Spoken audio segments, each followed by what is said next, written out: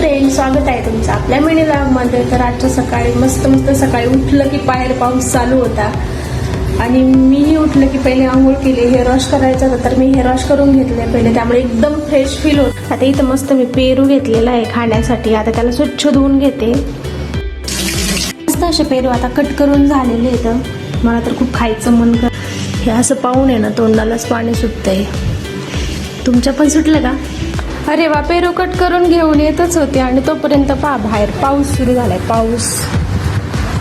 चला मस्त पेरू खाऊया, मी खाते।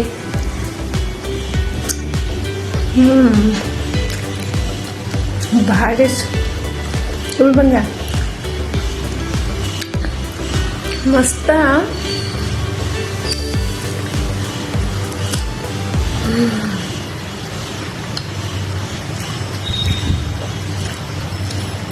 मिरची खूप छान लागते।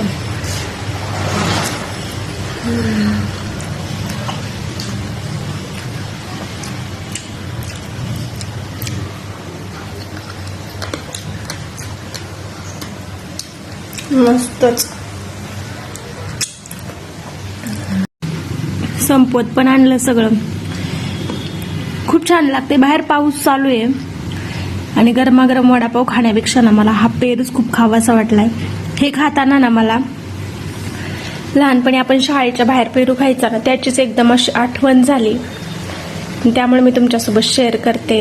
तुम्ही पण असंच लहानपणी पेरू खायचे का? मला नक्की सांगा। चटपटीत पेरू आहे आणि लाल तिखट आणि मीठ लावलं म्हणून मस्त चटपटीत बनलाय, खूप मजा येते खाताना।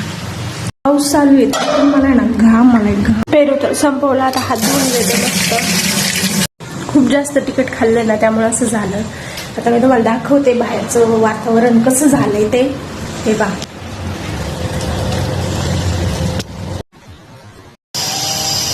तर हा होता माझा आजचा छोटासा लॉग। तर तुम्ही म्हणत असाल की तुझ्या लॉग मध्ये पूर्ण पेरू पुराणच झालंय, त्याच्याशिवाय दुसरं काहीच नाही, तर हा माझा फर्स्ट लॉग होता, त्यामुळे भरपूर वर्ड्स असे रिपीट होत होते। तर आय होप तुम्ही समजून घ्याल आणि आपल्या मराठी मुलीला सपोर्ट कराल, एवढीच अपेक्षा करते। काही चुकलं असेल तरी समजून घ्या। Thank you so much for watching, bye.